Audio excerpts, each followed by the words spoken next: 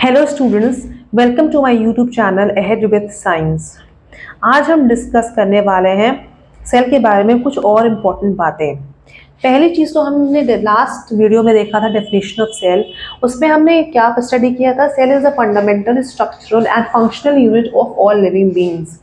अब यहाँ पे सेल को स्ट्रक्चरल और फंक्शनल यूनिट क्यों कहा जाता है, ये थोड़ा सा हम समझ लेते हैं एक एग्जाम्पल के रूप में। तो स्ट्रक्चरल यूनिट से फॉर एग्जांपल हमने एक फ्रॉग लिया एनिमल्स में और प्लांट में मैंगो को सिलेक्ट किया। उसका दोनों का फ्रॉग का पार्ट और प्लांट का पार्ट हमने माइक्रोस्कोप के अंडर में ऑब्जर्व किया। तो हम क्या देखते हैं कि उसमें एक सेलुलर स्ट्रक्चर दिखाई देता है। सेलुलर स्ट्रक्चर का मतलब ये होता है कि उसमें सेल्स जो होते हैं वो यूनाइट करके वो पार्ट बनाते हैं। हमें भी ये पता है, हम एक और एग्जांपल से समझ सकते हैं। जैसे हमारा घर होता है, तो हमारे घर में हमारी जो वॉल होती है उसका जो यूनिट होता है उसे कहते हैं ब्रिक। जब ब्रिक्स को जोड़ लेते हैं, जब ब्रिक्स को जोड़ते हैं तो वो पूरा एक वॉल बन के तैयार होता है और इस तरीके से पूरा एक घर बन के तैयार होता है। तो इसी तरीके से सेल जो होता है वो स्ट्रक्चरल यूनिट होता है। एक सिंगल सेल होता है जो कि उसी तरीके के सेल्स जब मिलते हैं तो मिल के पूरा एक लिविंग ऑर्गेनिज्म बन के तैयार होता है। इसीलिए सेल को स्ट्रक्चरल यूनिट कहा जाता है। दूसरी चीज़ होती है, सेल को फंक्शनल यूनिट भी कहा जाता है।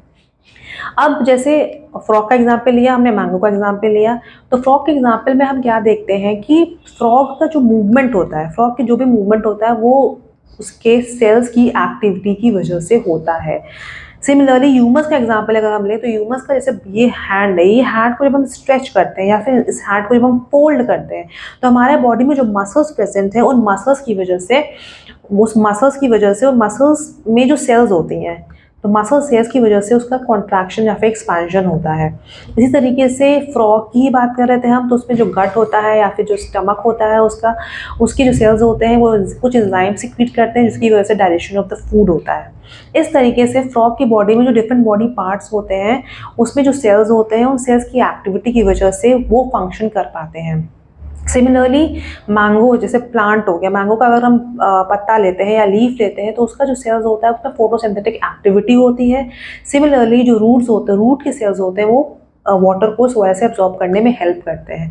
तो फंक्शनल यूनिट क्यों कहा जाता है? फंक्शनल यूनिट इसलिए कहा जाता है क्योंकि सेल्स जो होते हैं उनके फंक्शन की वजह से ही, डिफरेंट एक्टिविटीज जो होती हैं वो किसी भी ऑर्गेनिज्म में हो पाती हैं। Now let's discuss about type of organisms. Type of organisms जो होते हैं on the basis of the number of cells that are found in those organisms. मतलब तीन तरीके के organisms होते हैं, एक होता है यूनिसेलुलर, एक होता है फ्यूसेल्ड और एक होता है मल्टीसेल्ड। अब मल्टीसेलुलर, तो यूनिसेलुलर ऑर्गेनिज्म का मतलब ये होता है कि सिंगल सेल पाया जाता है इन ऑर्गेनिजम्स में, जैसे कि अमीबा हो गया, बैक्टीरिया हो गया, क्लैमाडोमोनास हो गया, पैरामीशियम होता है। ये सारे सिंगल सेल ऑर्गेनिजम्स होते हैं, इनको यूनिसेलुलर कहा जाता है। फ्यू सेल ऑर्गेनिजम्स वो होते हैं जिनमें कुछ हंड्रेड्स और थाउजेंड्स ऑफ सेल्स पाए जाते हैं, जैसे स्पायरोगायरा हो गया और वॉलवॉक्स हो गया। मल्टी सेल ऑर्गेनिजम्स वो होते हैं जिसमें मिलियंस और बिलियंस ऑफ सेल्स पाए जाते हैं, जैसे कि ह्यूमंस हो गए, फ्रॉग हो गया, मैंगो हो गया। ये मल्टी सेल ऑर्गेनिजम्स कहे जाते हैं। अब हम डिस्कस करेंगे सेल शेप्स के बारे में। तो सेल शेप्स कैसे होते हैं? सेल का जो शेप होता है वो राउंड भी हो सकता है, वो फ्लैट भी हो सकता है, वो लॉन्ग भी हो सकता है। इस तरीके के सेल के शेप्स होते हैं। और सेल का जो शेप होता है वो उसकी फंक्शन पर डिपेंड करता है, किस तरीके का फंक्शन वो सेल परफॉर्म करता है उस पर डिपेंड करता है कि सेल का शेप हो कैसा होगा। ना कि ह्यूमन बीइंग हो गया या फिर कोई भी ऑर्गेनिज्म हो गया, उसका शेप साइज क्या होता है उस पर डिपेंड नहीं करता सेल का शेप। सेल का शेप जो होता है वो डिपेंड करता है कि सेल का फंक्शन क्या है, कैसा फंक्शन वो परफॉर्म करता है। तो इसी तरीके से on the basis of function कुछ सेल्स के बारे में हम यहाँ डिस्कस करेंगे, उससे हमको एकदम क्लियर हो जाएगा कि सेल का शेप क्यों किसी वो वाला शेप होता है जो शेप उसका होता है। जैसे ये है रेड ब्लड सेल, तो रेड ब्लड सेल का जो शेप होता है वो कैसा होता है? सर्कुलर होता है और बाइकॉनकेव होता है।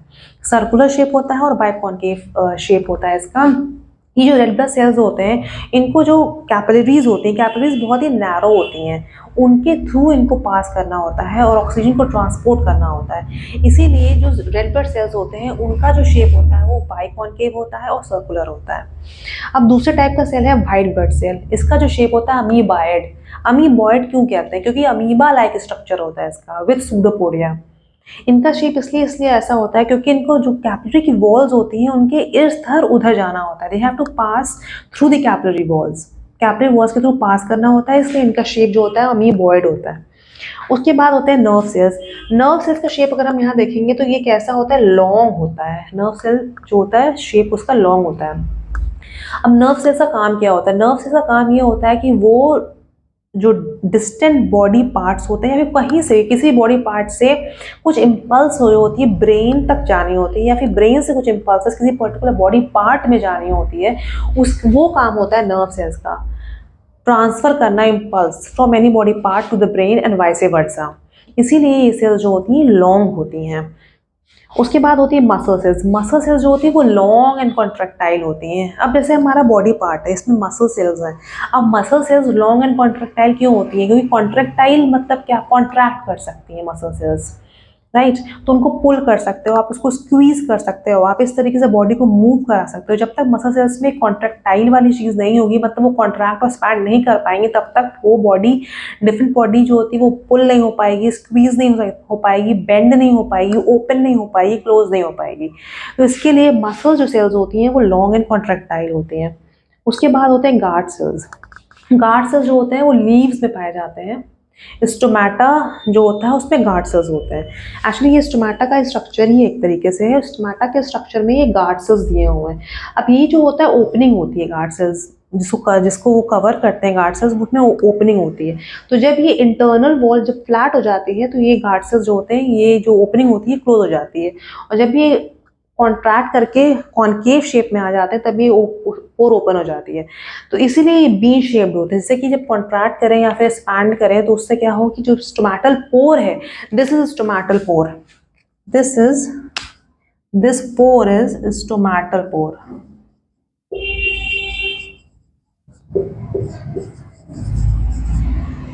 राइट। तो ये जो स्टोमेटल पोर होता है ये क्लोज और ओपन हो जाए आसानी से, इसीलिए गार्ड सेल्स का जो स्ट्रक्चर होता है वो बी शेप्ड होता है। तो ये हमने सेल शेप्स के बारे में समझ लिया, हमने टाइप्स ऑफ ऑर्गेनिजम्स के बारे में समझ लिया। अब हम ये समझते हैं कि कुछ सेल्स होते हैं जिनका शेप चेंज होता रहता है, जैसे अमीबा हो गया। तो जब अमीबा जो सेल होता है उसका शेप जो होता है वो चेंज होता रहता है।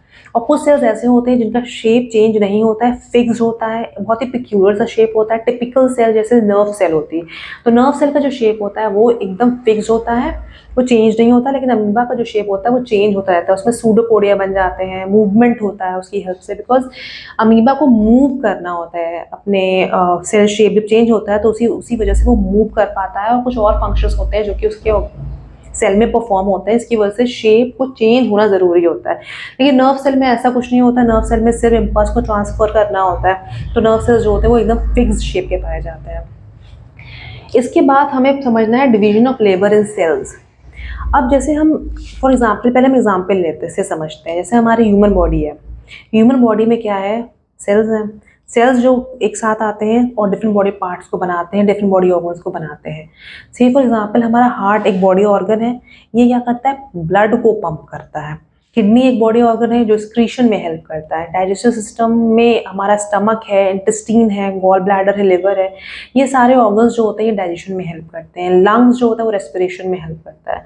तो उसमें हम क्या देखते हैं कि जो डिफरेंट बॉडी ऑर्गन्स होते हैं या फिर डिफरेंट बॉडी पार्ट्स होते हैं वो क्या करते हैं, डिफरेंट फंक्शंस परफॉर्म करते हैं। तो यहाँ पे क्या हो रहा है, डिवीजन ऑफ लेबर हो रहा है, राइट। बॉडी पार्ट्स की बात करें तो हमारा हैंड है, हैंड मूवमेंट होता है, इससे हम काफ़ी सारी चीज़ें करते हैं। वॉकिंग के लिए हम लोग लेग्स को यूज़ करते हैं, राइट। तो इसी तरीके से डिफरेंट बॉडी पार्ट्स और डिफरेंट बॉडी ऑर्गन्स जो होते हैं वो अपने अपने यूनिक फंक्शंस को परफॉर्म करते हैं, राइट। और इसी चीज़ को हम लोग कहते हैं डिवीजन ऑफ लेबर। ऐसा नहीं होता है कि एक ही बॉडी पार्ट है और वो बॉडी पार्ट सारे फंक्शंस परफॉर्म करता है, ऐसा नहीं होता। हर यूनिक फंक्शन को परफॉर्म करने के लिए सेपरेट बॉडी पार्ट है।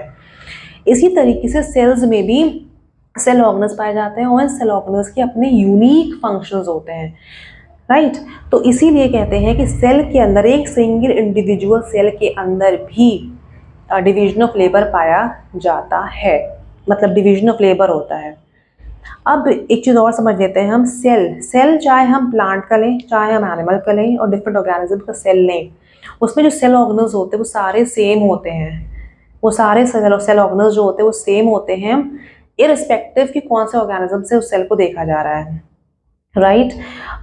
उसमें एक चीज़ बड़ी इंपॉर्टेंट ये होती है कि अगर ऑर्गेनिज्म को चेंज कर दो या फिर तुम उसका फंक्शन चेंज कर दो, या फिर इससे फॉर एग्जांपल हार्ट जो होता है ब्लड पंप करता है, किडनी जो होता है वो एक्सक्रीशन के लिए हेल्प करता है। लेकिन अगर आप हार्ट का इंडिविजुअल सेल देखोगे या फिर किडनी का इंडिविजुअल सेल देखोगे तो उसमें देखोगे वो सेल जो होते हैं वो सेम ही होते हैं, उनमें ऑर्गन्स जो होते हैं वो सेम पाए जाते हैं, लेकिन फंक्शन डिफरेंट है। ये ऐसा होता है कि सेल्स जो होते हैं they come together to form a body organ और वो अपना यूनिक फंक्शन परफॉर्म करता है। तो हमने यहाँ पे क्या समझा, हमने समझा कि सेल की डेफिनेशन में स्ट्रक्चरल और फंक्शनल यूनिट क्या चीज़ होती है वो समझने की कोशिश करी। फिर types of organisms on the basis of number of cells that are found in that particular organism. तो यूनिसेलुलर, फ्यूज सेल, मल्टीसेलुलर के बारे में हमने समझा। उसके बाद हमने सेल शेप्स के बारे में समझा। सेल शेप्स जो होते हैं वो कैसे होते हैं, वो डिपेंड करता है कौन सा फंक्शन वो पर्टिकुलर सेल परफॉर्म करता है, उसके बेसिस पर सेल का जो होता है वो शेप वैसा पाया जाता है। तो हमने 5 डिफरेंट सेल्स के शेप के बारे में भी समझा।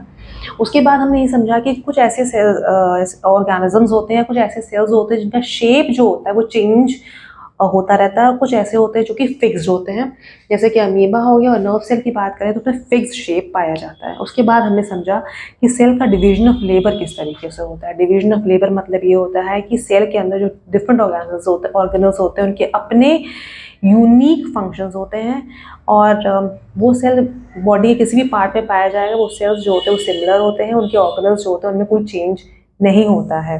वो अगर आप सेल हार्ट का ले लो या फिर सेल स्टमक का ले लो या फिर किडनी का ले लो या फिर लंग्स का ले लो, सबके सेल्स जो इंडिविजुअल सेल होते हैं वो सारे सिमिलर ही होते हैं, सेम ही होते हैं। So that is all for today. If you like this video please do not forget to like, share and subscribe, and thanks for watching.